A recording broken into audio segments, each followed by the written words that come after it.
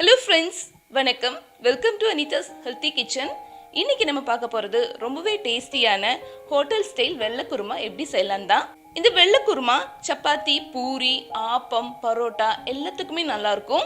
நிறைய வெஜிடபிள்ஸ் எல்லாம் சேர்த்து செய்யறதுனால ஹெல்த்தியானது கூட. இப்போ வாங்க அந்த ருசியான வெள்ளை குருமா எப்படி செய்யலாம்னு பார்க்கலாம். ஹோட்டல் ஸ்டைல் வெள்ளை குருமா செய்யறதுக்கு ஃபர்ஸ்ட் நம்ம ஒரு கடாய் வச்சுக்கலாம். கடாய் கொஞ்சம் சூடானதும் இதுல தேங்காய் எண்ணெய் சேர்த்துக்கலாம். இந்த குருமா தேங்காய் எண்ணெயில செய்யும் போது இன்னும் நல்ல வாசனையாகவும் டேஸ்டியாகவும் இருக்கும். இதுல ஒரு 4-5 பல் பூண்டு, ஒரு துண்டு இஞ்சியை சின்னதா கட் பண்ணி வச்சிருக்கேன். இது ரெண்டுத்தையும் சேர்த்துக்கலாம். இப்ப இஞ்சி பூண்டு ஓரளவுக்கு வதங்கி வந்ததுக்கு அப்புறமா இதுல ஒரு 5 பச்சை மிளகாவை சேர்த்து கொடுக்கலாம்.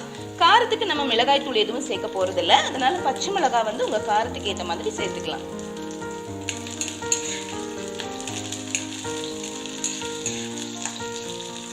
பச்சை மிளகாய் லேசா வதங்கி வந்ததுக்கு அப்புறமா 4 டேபிள் ஸ்பூன் தேங்காய் துருவலை சேர்த்துக்கலாம்.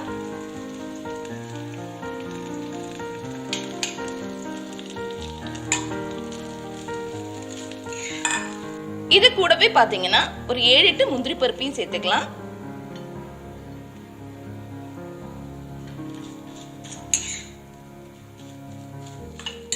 கடைசி இதுல 1 டீஸ்பூனுக்கு கொஞ்சம் அதிகமா, அதாவது 1 டீஸ்பூன் ஃபுல்லா வர மாதிரி கசகசாவையும் சேர்த்துக்கலாம்.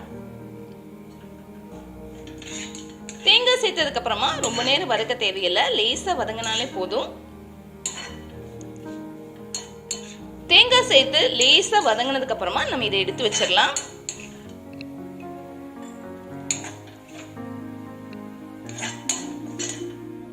இப்ப நம்ம வதக்கி வச்சு இந்த பொருட்களை எல்லாம் சேர்த்து நம்ம மிக்சியில நல்லா அரைச்சிட்டு வந்துடலாம்.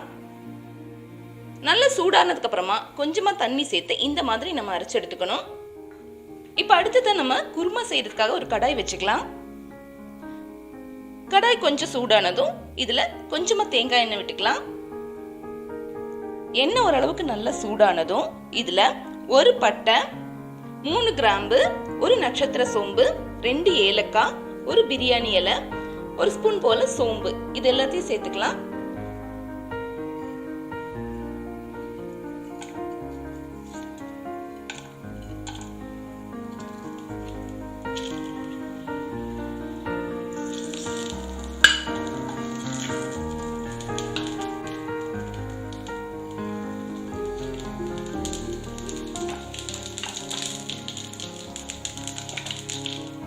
இது கூட கொஞ்சமா கருவேப்பிலை சேர்த்துக்கலாம்.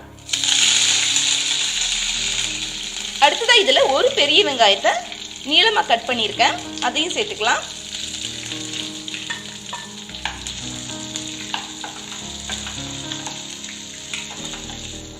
வெங்காயம் இந்த அளவுக்கு நல்லா வதங்கி வந்ததுக்கு அப்புறமா இதுல நம்ம தக்காளி சேர்க்க போறோம். இந்த குருமாவுக்கு அதிகமா தக்காளி தேவைப்படாது, ஒரே ஒரு மீடியம் சைஸ் தக்காளி தான் நான் எடுத்திருக்கேன்.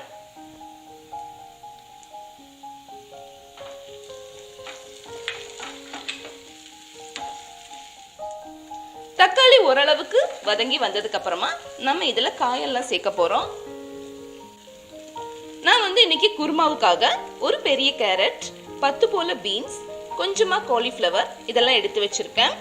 கூடவே பாத்தீங்கன்னா கொஞ்சமா பச்சை பட்டாணியும் எடுத்து வச்சிருக்கேன். இது எல்லாத்தையும் நம்ம இப்ப குருமாவுல சேர்த்துக்கலாம்.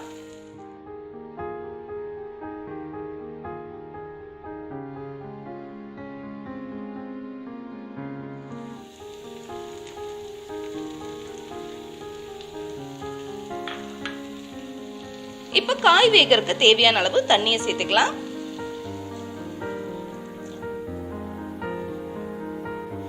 இப்ப இதுல கொஞ்சமா உப்பு சேர்த்துக்கலாம். உப்பு சேர்த்து நல்லா ஒரு தடவை கலந்து விட்டதுக்கு அப்புறமா நம்ம இதை மூடி வச்சு வேக வைக்கலாம். இப்ப காயெல்லாம் ஓரளவுக்கு நல்லா வெந்துருச்சு. இந்த டைம்ல நம்ம ஏற்கனவே அரைச்சு வச்ச தேங்காய் விழுத சேர்த்துக்கலாம்.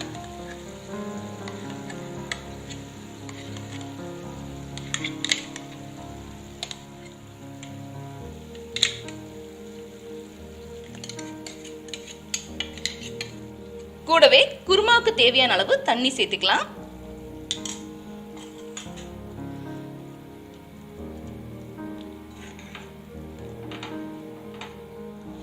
இந்த டைம்ல உப்பு செக் பண்ணி பார்த்துட்டு கொஞ்சமா சேர்த்துக்கங்க. ஏற்கனவே நம்ம காய் வேக வைக்கும் போது கொஞ்சமா சேர்த்திருந்தோம்.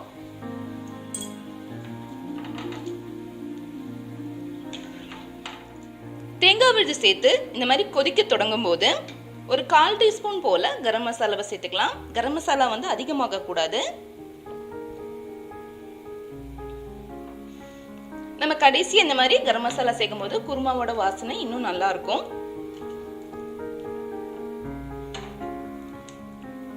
கரம் மசாலா சேர்த்து ஒரு 1-2 நிமிஷத்துக்கு அப்புறமா கடைசியா இதுல கொஞ்சமா மல்லி இலையும் கருவேப்பிலையும் சேர்த்துக்கலாம்.